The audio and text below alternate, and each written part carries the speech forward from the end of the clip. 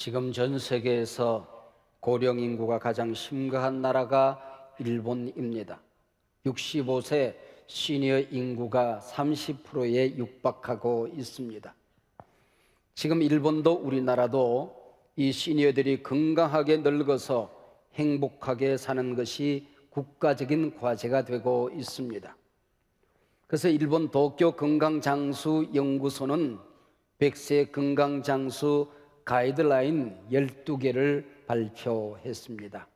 그 가운데 몇 가지만 소개하면 하루 한 번 이상 외출해서 열심히 걸으라는 겁니다. 근육장고가 통장장고보다 중요하다 그러지 않습니까? 가능하면 하루 먹는 음식의 종류를 10가지 이상으로 늘려보라는 겁니다. 나이가 들면 비만보다 심각한 것이 저체중증이라고 합니다. 먹을 때 잘 씹어 먹을 수 있도록 치아 관리를 잘 해야 할 겁니다. 젊을 때 인생에서 넘어지는 것보다 더 무서운 게 늙어서 집안에서 목욕탕에서 넘어지는 거래요. 그래서 집안에 미끄러지지 않는 실내화를 신도록, 그리고 욕실과 화장실에 손잡이를 달라고 권고하기도 합니다. 집 마루에 종이, 물기, 과일 껍질 같은 게 흩어져 있으면 큰일 납니다. 넘어졌다 못 일어나는 수가 있습니다. 말하기 가까운 사람들과 또 좋은 책들 읽기, 특별히 성경이 좋겠지요. 행복한 대화하기 등으로 머리를 많이 써서 치매를 예방해야 한다는 겁니다.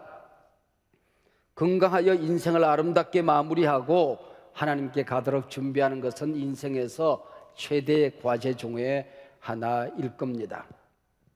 이 가이드라인 12개를 잘 살펴보면 균형 잡힌 삶을 살라는 게 핵심입니다. 우리 신앙생활, 영적인 생활에서도 균형이 그만큼 중요한 겁니다. 가정생활과 교회생활, 교회생활과 사회생활의 균형입니다. 그리고 우리가 예배하고 교회를 섬기는 일과 나가서 부리니 활동하는 것과의 균형입니다. 우리가 이 땅에 살아가는 동안에 행복하게 잘 살아야 할 것이고, 오늘이라도 하나님 앞에 선다면은 우리가 준비된 하나님 나라에서 영생을 누리도록 준비하는 종말의 승리자가 되는 삶의 균형입니다. 교회도 마찬가지예요. 신학적인 균형이 있습니다. 고 한경직 목사님은 저희 교단이 나아갈 방향, 우리 건강한 신학적인 지침 4가지를 말씀한 적이 있습니다. 첫째는 복음적인 신앙입니다. 두 번째는 성도들의 경건한 삶입니다. 세 번째는 에큐메니칼 정신입니다. 그리고 4번째는 사회 참여 의식을 가지고 살아가는 신학이 건강한 신학이다, 그렇게 말씀했습니다. 근간 무신론자들이 책을 많이 내요. 얼마 전까지만 해도 리차드 도킨스 같은 사람들이 책을 낸데 읽어보면 균형 감각이 없습니다. 편견에 사로잡혀 있는 것을 볼 수가 있습니다.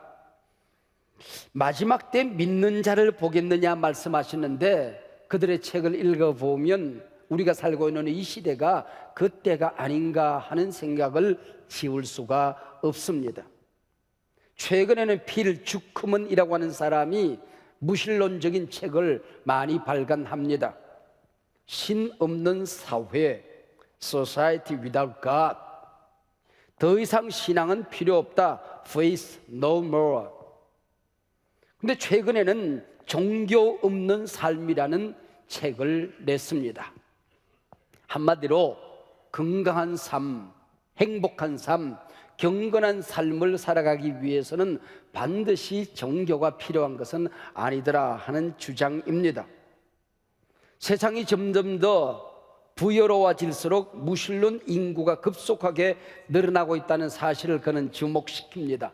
미국 사회에서 1950년대만 하더라도 무종교인이 5%에 불과했습니다. 근데 2000년대 들어서면서 14%를 넘어서더니 최근에는 30%의 사람들이 나는 종교가 없다라고 대답을 했습니다. 특별히 세계를 살펴보면 부유한 나라, 그리고 민주 시민 의식이 건강한 나라일수록 무종교인들이 늘어나고 있다고 하는 겁니다. 그래서 필주크면은 종교가 없다고 비도덕적인 사람이 되는 것은 아니더라는 거지요. 종교 없는 사람들이 반드시 타락한 인간으로 살아가는 것은 아니더라는 겁니다. 오히려 시민의식이 건강한 사회, 그리고 인격적으로 건강한 사람들이 종교가 없을 수 있다 하는 주장을 하고 있습니다. 설득력이 있지요. 이걸 알고 우리 예수님 일찍이 말씀하셨습니다. 건강한 사람에게는 의원이 필요 없다. 병든 사람에게 의사가 필요하지 않겠느냐? 나는 죄인을 구원하러 왔다 말씀하셨습니다. 사실 풍요로운 선진 국가에서는 점점 더 하나님이 필요 없다고 생각하는 사람들이 늘어난다는 데에 설득력이 있습니다. 그러나 우리 예수님은 약한 자를 들어 강하게 하시기 위하여, 약소 민족을 들어서 구원하기 위하여 이 땅에 오신 분이지요. 선진국 사람이든 후진국 사람이든 배운 사람이든 못 배운 사람이든 부자든 가난하든 죄인이든 의로운 사람이든 구원하기 위해 우리 예수님께서 오신 것입니다. 부하고 지성적인 사람도 죄인이라고 하는 것이 성경의 정언입니다. 기독교는 예수님을 만나 죄 사함 받고 구원 얻어서 영생 얻는 종교입니다. 이걸 떼고 나면 현실 세계만 보면 필주크먼의 주장은 옳은 주장일 수 있다고 하는 것이요. 요한복음 5장 39절에서는 왜 우리가 교회 생활을 하느냐, 왜 우리가 성경을 공부하느냐, 왜 설교하느냐, 성경은 예수 그리스도를 증거하는 책이라고 말하는 것입니다. 교회에 와서 예수 만나야 한다는 것이요, 말씀 속에서 예수님을 발견해야 한다는 겁니다. 예수님이 보여야 한다는 겁니다. 모든 설교와 교회 생활에서. 요한일서 1장 3절에서는 성경을 가르치는 목적, 설교하는 목적을 예수 그리스도와 풍성한 사귐을 누리기 위해서라 그렇게 말했습니다. 우리 기독교에서, 교회에서 예수 빼고 나면 아무것도 남는 게 없지요. 지난 20세기를 포스트 모더니즘 사회라고 불렀습니다. 절대 진리가 상실된 사회였습니다. 절대 권위가 사라진 시대였습니다. 21세기를 트랜스 모더니즘 사회라고 합니다. 비진리가 진리를 억누르는 세상, 가짜가 진짜를 이기는 세상. 지금 이 무신론 사상가들은 자신들이 이 땅을 교회가 없는 사회를 만들어야 한다, 그 사회가 건강한 사회다라고 말합니다. 예수 없는 영성, 성경이 없는 도덕적인 세상을 만들겠다고 큰 소리 칩니다. 이에 맞서 예수님의 비유 속에 예수님이 계신다, 예수님의 비유 속에 예수님이 계신다라는 제목으로 하나님의 말씀을 증거하려고 합니다. 여러분, 제 설교를 듣다가 예수님을 만났다면 여러분은 설교를 잘 들은 겁니다. 여러분 기억하고 앞으로 말씀을 들으시기 바랍니다. 예수 안에만 구원이 있고 영생이 있습니다. 믿습니까? 예수 안에만 치유가 있고 인생의 회복이 있습니다. 예수 안에 삶의 이유가 있고 삶의 목적이 있고 삶의 능력이 있습니다. 할렐루야. 예수님의 비유 속에 예수님이 계신다. 이게 비유라고 하는 말을 파라볼레라고 하는데요, 이 말은 옆으로라고 하는 말과 던진다라는 말, 옆으로라고 하는 말과 갖다 놓는다라는 말이 합쳐져서 된 말입니다. 여기 진리를 설명하려고 하는데 이 진리가 어려워요. 옆에다가 이 비슷한 이야기를 갖다 놓아요. 그리고 비교하면서 설명하면 우리가 알지 못하는 세계를 설명하려고 할 때에 우리가 잘 아는 세상의 이야기를 갖다 놓아요. 그래서 비교하면 그 얘기구나, 그렇게 알아듣게 하는 것, 이게 바로 비유라고 하는 거지요. 워런 위어스비라는 유명한 설교가는 비유라는 책에서 비유라는 창문으로 밖을 보면, 성경 안을 들여다보면 거기 예수님이 서 계신다. 비유 속에서 예수님 만나면 제대로 만난 거다, 그렇게 설명했습니다. 그리고 나면은 예수님이라는 안경이 내 안에 쓰여진대요. 그리고 나면은 예수님이 나를 얼마나 사랑하는지, 사랑받을 자격이 없는 나를 예수님이 얼마나 소중히 여기시는지 내가 보인다 그랬습니다. 그 비유 안에서 예수님 만나고 그 다음에 나를 만나면 제대로 설교 들은 거다, 그렇게 말했습니다. 예수님이 이 땅에 오셔서 우리에게 주신 교훈의 3분의 1 정도는 비유입니다. 누가복음은 무려 52%, 마태복음은 43%가 비유입니다. 이 많은 예수님의 비유의 주제는 하나님 나라지요. 이 땅에 사는 사람들에게 하나님 나라의 신비를 가르친다는 게 쉬운 것은 아니었을 겁니다. 그래서 예수님께서 하나님 나라는 첫째 이렇다, 둘째 이렇다, 셋째는 이거다 설명하지 않았습니다. 묵시적으로, 암시적으로, 상징적으로 설명한 것이 바로 비유라고 하는 거지요. 그래서 마태복음 13장 34절에서는 비유가 아니면 아무것도 말씀하지 아니하시더라까지 강조를 합니다. 그만큼 비유는 하나님 나라를 설명하는 데 유용했다, 그 얘기지요. 그래서 이 34절 말씀을 가지고 어리석은 이단 사상가들 가운데에 성경의 모든 내용이 비유다 하고 억지로 갖다 끼워 맞추기를 하는 집단들이 있습니다. 창조도 비유다, 그리고 묵시도 비유다, 이스라엘 역사도 비유다, 그리고 시도, 문학도 비유다, 그렇게 설명을 해서 억지로 갖다 붙입니다. 여러분, 말이 안 되는데 이 사람들이 이렇게 꽈 놓으면 그걸 믿는 사람들이 생겨요. 여러분, 이게 바로 이단 사상에 오염된 사람들의 생각이지요. 여러분, 기독교는, 우리 하나님의 역사는, 성경은 이 세상에 드러난 큰 상식들을 그렇게 크게 벗어나지 않습니다. 아니, 거의 벗어나지 않습니다. 여러분, 그런 생각을 하면 될 것인데 그 어리석게 뭔가 그게 신비한 게 있을 거라고 생각하다가 빠져들게 되는 것입니다.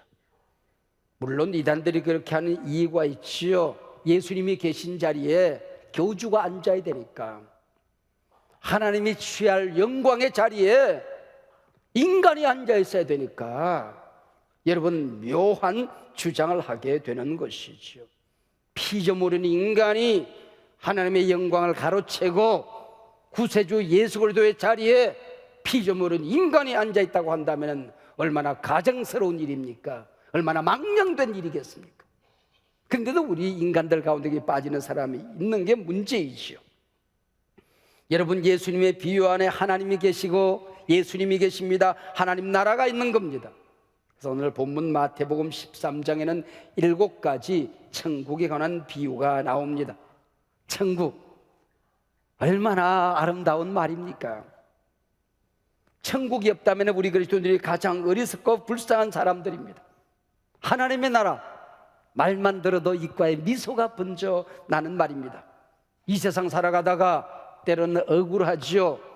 선한 보상이 없습니다. 고난이 있습니다. 힘들고 지칠 때가 있습니다. 그러나 우리는 견뎌낼 수 있는 이유가 하나님 나라가 있기 때문에, 최후의 심판이 있기 때문에, 하나님이 살아계시기 때문에, 반드시 보상이 있기 때문에 우리는 당당하게 견뎌내는 것입니다. 우린 너무 좋을 때 천국 같다 그런 말을 합니다. 우린 천국을 소유한 사람들입니다. 오늘이 내 인생의 마지막 날을 맞이한다고 할지라도 우린 천국에서 눈을 뜨게 될 것입니다. 얼마나 신나는 일입니까? 우리는 가난하게 살아도, 못 배워도, 가진 것이 없어도 당당한 이유가 여기 있는 것 아니겠습니까? 내 안에 하나님이 계신다. 나는 하나님 나라 백성이다. 내가 만난 하나님 나라는 영원히 이어지게 될 것이다. 하나님 나라라고 할 때에 어떤 사람들은 죽어서 가는 천당만 생각합니다. 그러면 오늘 비유가 이해가 잘 안 되지요. 예수님께서 이 땅에 오셔서 하나님 나라 가까웠다 말씀하셨습니다. 예수님이 하나님 나라입니다. 여러분, 나라가 되려고 하면은 주권이 있어야 되잖아요. 국민이 있어야 되잖아요. 영토가 있어야 되잖아요. 주권이 뭡니까? 하나님의 통치, 예수 그리스도의 왕되심, 그리고 예수를 믿는 모든 사람들이 하나님의 백성이 되는 것, 영접하는 자, 곧 그를 믿는 자들에게는 하나님의 자녀, 하나님 나라 백성이 되는 권세를 주셨느니라. 할렐루야. 영토는 영원한 세상, 그게 하나님 나라가 되는 겁니다. 그래서 이 땅에 하나님 나라만 생각하는 사람들이 있습니다. 또 어떤 이단들은 죽어서 가는 천국만 생각하는 사람들이 있습니다. 이게 균형이라고 하는 거지요. 이 땅에 하나님 나라만 생각하는 이단 집단들은 교주가 죽지 않는다.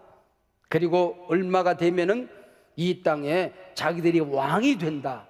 그리고 기다립니다. 여러분, 제가 예언하지요. 교주, 그 사람 반드시 죽습니다. 얼마 남지 않았습니다. 반드시 죽습니다, 여러분. 그러고 나면 또 엉뚱한 소리 하는 거예요. 엉뚱한 소리 하는. 죽고 난 다음에. 여러분, 하나님 나라의 신비를 설명한다는 게 쉬운 일이 아니었을 겁니다. 어떤 할머니 교인 한 분이 저한테 그래요. 목사님은 일주일에 딱 한 편 설교하시고 일주일 내내 심심해서 어떻게 사세요? 그래요. 근데 내가 심심해서 예수님하고 살아요 그랬습니다.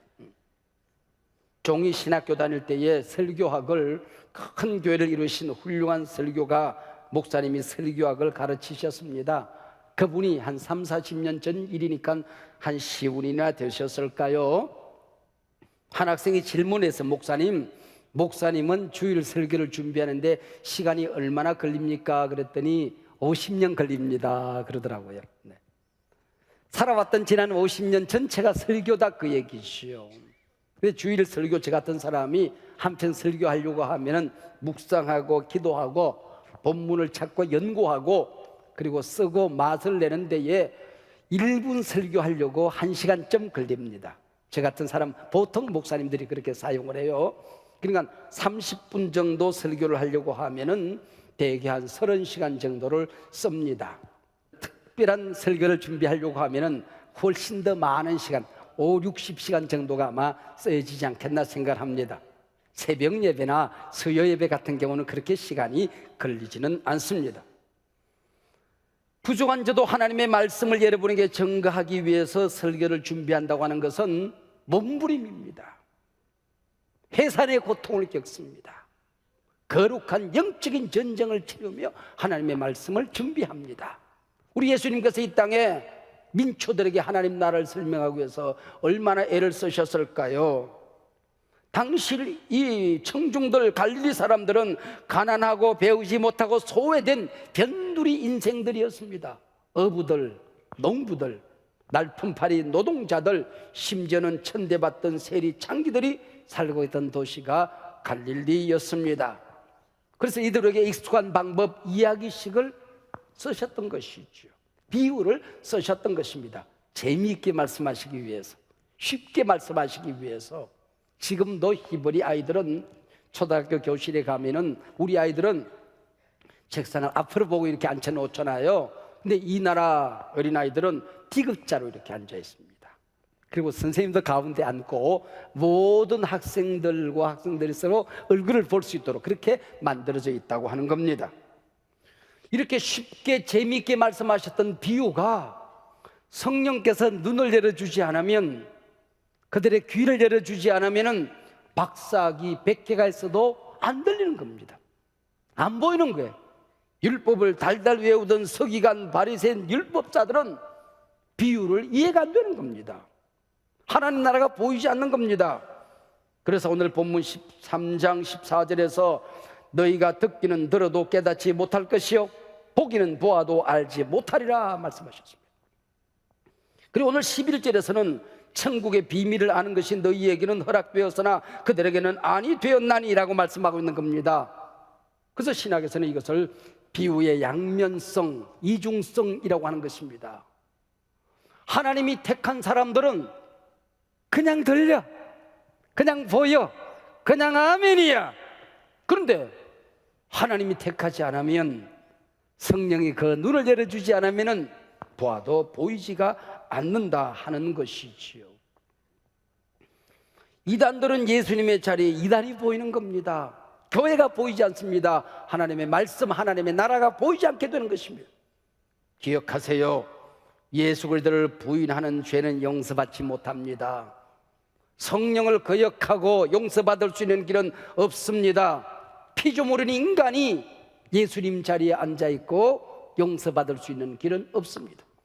이단들이 악한 것은 이단에 속한 모든 사람들이 지옥에 가기 때문입니다. 이단은 사상이 아니에요. 악령이라 그런 얘기입니다. 종교 없는 삶의 필주크문의 주장처럼 하나님을 믿지 않는 사람들 중에 착하고 동정적이고 민주시민으로서 바른 생활하는 사람들 얼마든지 있지요. 그러나 기독교의 목적이, 종교의 목적이 거기에만 있는 것 아니라는 것을 우리가 알아야 한다는 거죠. 한 귀신 들린 사람이 있었습니다. 귀신이 쫓겨났어요. 그리고 살 곳을 찾아서 온 세상을 돌아다닙니다. 있을 곳을 찾지를 못했어요. 그러다 보니까 옛날에 살던 집이 생각이 나서 와봤네. 깨끗이 청소가 되어 있어요. 정리정돈이 기가 막히게 잘 됐어요. 누가 사나 똑똑 노크를 해보니까 아무도 사는 뭐가 없어요. 그래서 얼씨구나 그러고 친구 귀신 7을 데리고 들어와서 사니 이 사람의 형편이 옛날보다 훨씬 더 엉망진창이 되었다 그 얘기예요. 도덕적으로 깨끗한 것 좋아요. 민주시민으로 정상적인 삶을 사는 것 귀한 일이죠. 그러나 성경은 묻는 겁니다. 그 안에 주인이 사느냐? 하나님이 주인이냐? 예수님이 너의 왕이냐? 예수가 너의 구세주냐를 묻는 것입니다. 없으면 악한 귀신 7이 사는 것일 수도 있다 그 얘기지요. 여러분 기억하세요. 기독교는 시작도 예수고 끝도 예수입니다. 밑바닥도 예수고 속을 들여다봐도 예수입니다. 여러분이 천국문에 섰을 때에 시험을 보라 그러면 어떤 문제든지 거기에 정답을 예수라고 쓰십시오. 90점 맞습니다. 예수라고 쓰고 여러분 천국 못 들어가면은 저하고 바꿔서 여러분 들여보내드릴게요. 한번 따라하시기 바랍니다. 예수가 대답입니다. 예수가 보여야 됩니다. 여러분 예수님이 어떤 분이십니까? 우주 만물을 창조하신 하나님이십니다. 내가 구원받을 수 있는 어떤 길도 없어서 내가 사는 이 땅에 내가 입은 이 몸뚱아리를 입고 육신을 입고 이 땅에 오신 분이십니다. 내가 당해야 될 저주와 온갖 채찍을 맞으시고 십자가에서 돌아가셨습니다. 그리고 나를 구원하셨습니다. 소중하다 귀하다 말씀하셨습니다. 내게 영생을 선물로 주신 분이십니다. 이분의 자리에 누가 앉을 수 있단 말입니까? 이분 외에 누가 구세주가 될 수 있더란 말입니까? 여러분 하나님 살아계십니다. 믿으시길 바랍니다. 우리 주 예수 그리스도 그분은 심판주이십니다. 여러분 천국이 있습니다. 지옥이 있습니다. 설교 시간마다 교회 모든 활동에서 예수님 만나야 합니다. 못 만나면 잘못 사는 것입니다. 여러분 진리가 뭡니까? 예수지요.